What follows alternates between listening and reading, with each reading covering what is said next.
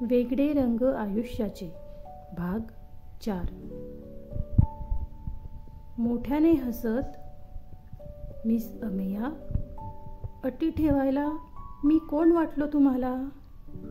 CM सरांनी फक्त एक ऑर्डर द्यायची गरज आहे.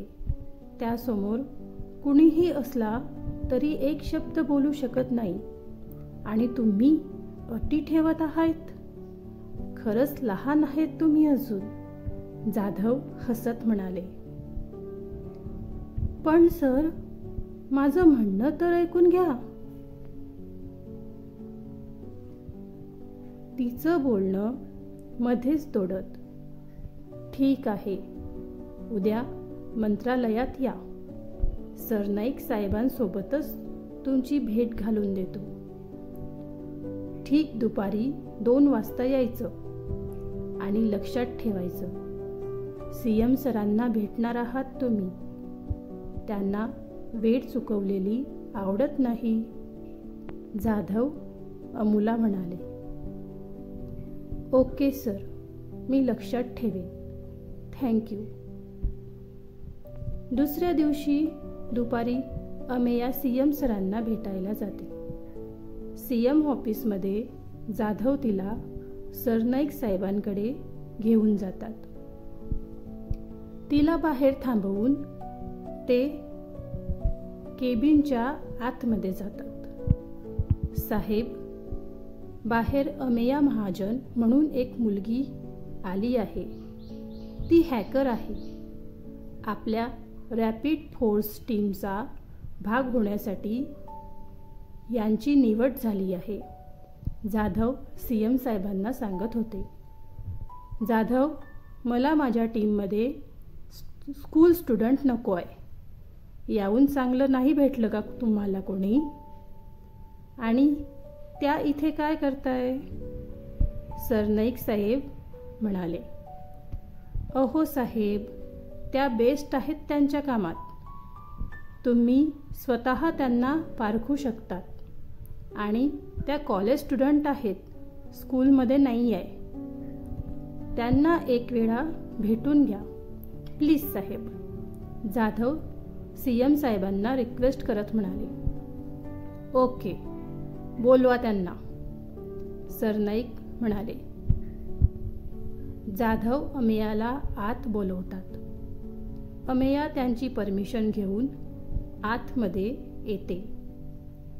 जाधव तिची सरनाईक साहेबांसोबत ओळख करून देतात. हॅलो सर, तुम्हाला भेटून खूप छान वाटतंय मला. खूप छान काम करतात तुम्ही, अमेया CM साहेबांना म्हणाली. थँक्यू. माझी तारीफ करून झाली असेल तर ज्या कामासाठी आलात त्याबद्दल बोलूया, सरनाईक साहेब अमेयाला म्हणाले. हो सर, नक्की, अमेया म्हणाली. जाधव, या अशा एकट्या का आल्या तिथे? बाकीची टीम कुठे आहे? सरनाईक म्हणाले. साहेब, बाकीच्या टीमसोबत ऑफिशियल भेट होईलच साहेब, पण यांच्या काही अटी आहेत टीममध्ये काम करण्यासाठी. त्यासाठीच त्यांना मी इथे बोलावलं आहे, जाधव CM साहेबांना म्हणाले. सरकारी काम करायला अटी? ओके, बोला, काय अटी आहेत त्या? सरनाईक साहेब विचार करत म्हणाले. त्याचं काय आहे ना सर, मी अजून फर्स्ट इयरला आहे. माझं कॉलेज, क्लास असतात, त्यामुळे मी दिवसभर बिझी असते. म्हणून माझं काम मी तुम्हाला हवं त्या वेळेत पूर्ण करून देईल, पण माझ्या कम्फर्टनुसार. आणि दुसरं म्हणजे माझ्याबद्दल जास्त कोणाला माहिती नको पडायला. म्हणजे मला पडद्याच्या मागे राहून काम करायचं आहे, अमेया सांगत होती. ओके, यात आमचं काही नुकसान नाही आहे, पण जे काम सांगितलं ते काम आधी व्हायला पाहिजे. त्यात दिरंगाई किंवा कामचुकारपणा चालणार नाही. सरनाईक साहेब अमेयाला म्हणाले, हो सर, नक्कीच. कामाच्या बाबतीत माझ्याकडून कसलीच कंप्लेंट येणार नाही, याची खात्री देते मी. Ameya, then okay. बाकी जाधव सांगतील तसं करा. येऊ शकता तुम्ही आता, सरनाईक साहेब म्हणाले. Okay sir, thank you. अमेया, तुम्ही घरी जाऊ शकता आता. मी तुम्हाला कळवतो बाकी मेंबर्सना कधी भेटायचं ते, जाधव म्हणाले. हो सर, थँक्यू, येते मी, अमेया म्हणाली. ती गेल्यावर, जाधव, काय वाटतं तुम्हाला? आपल्याला अपेक्षित असलेलं काम ही मुलगी करू शकेल? सरनाईक साहेब जाधवला म्हणाले.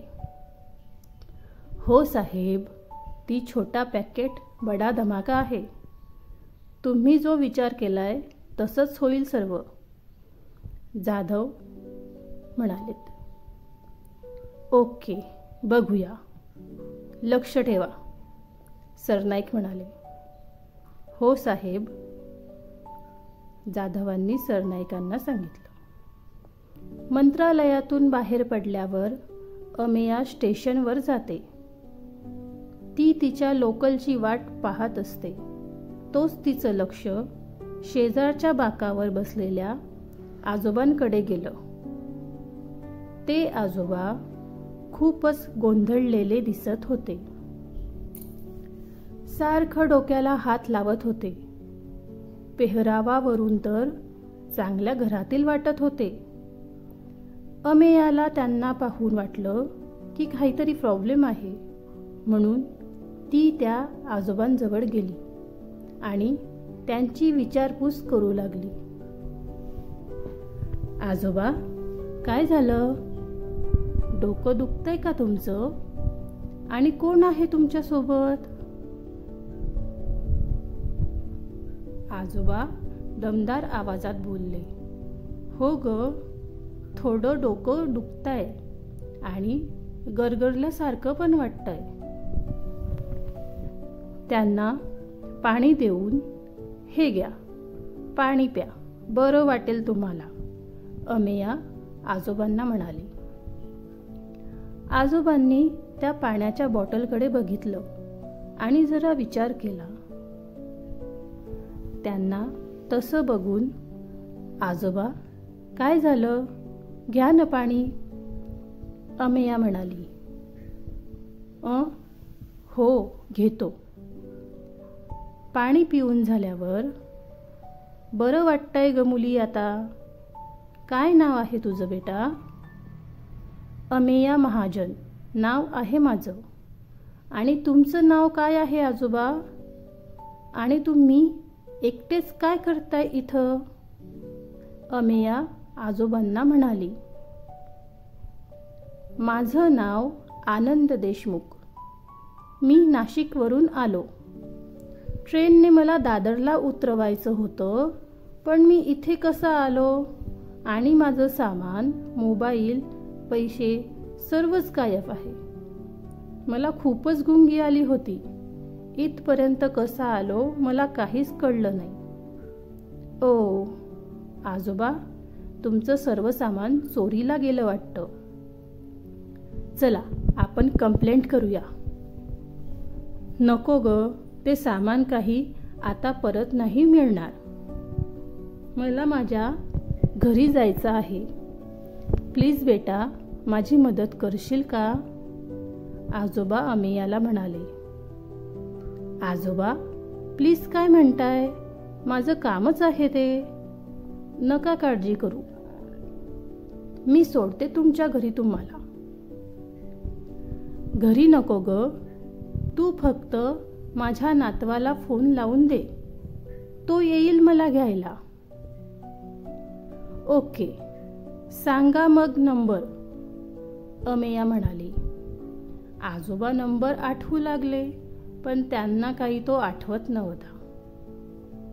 मला नाही आठवत आहे ग. आता काय करायचं? आजोबा काळजीने म्हणाले. आजोबा, तुम्हाला तुमच्या घराचा ॲड्रेस आठवतोय का? मी येते तुम्हाला सोडायला, अमेया आजोबांना म्हणाली. हो आठवतोय, आजोबा म्हणाले. ओके, चला मग मी कॅब बुक करते, अमेया म्हणाली. अमेया आजोबांना घेऊन त्यांच्या घरी सोडते. तिथे गेल्यावर आजोबा तिच्या डोक्यावरून हात फिरवून म्हणतात, तुझे आई बाबा खूप नशीबवान आहेत जे तुझ्यासारखी मुलगी त्यांना मिळाली. खूप छान संस्कार दिले त्यांनी तुला. अशी गोड नात मला मिळाली असती तर किती छान झालं असतं ना, आजोबा अमेयाला म्हणाले. आजोबा, मी तुमची नातच आहे. हा माझा नंबर आहे. मला कॉल करा. आपण परत भेटू.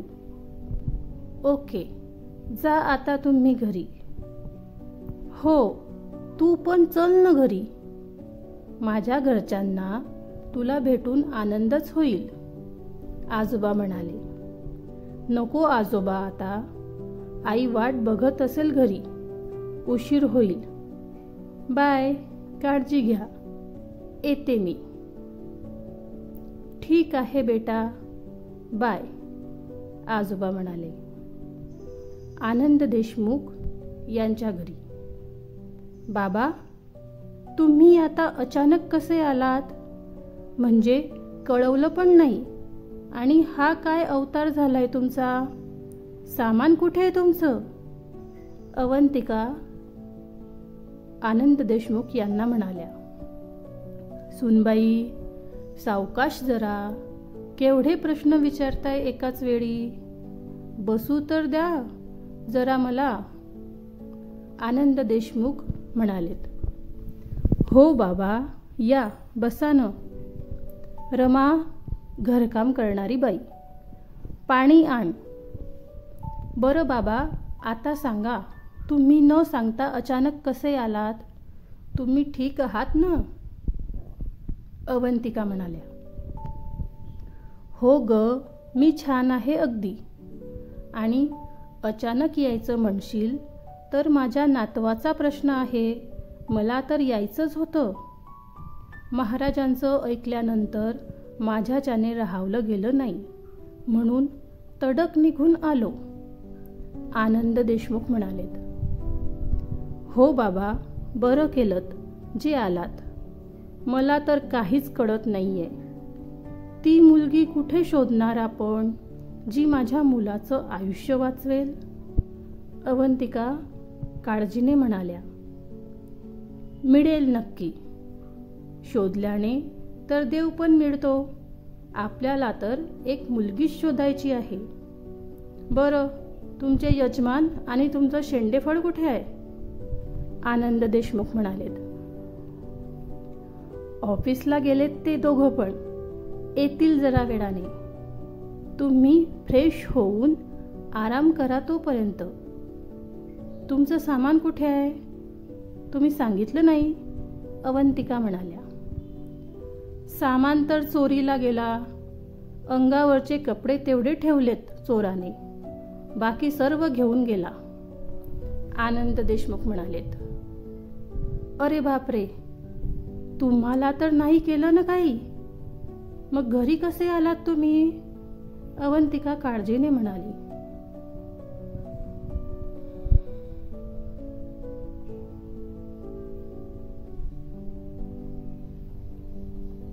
आनंद देशमुख अवंतिकाला काय सांगतात याची उत्सुकता वाटत असेल ना, तर पुढचा भाग नक्की ऐका.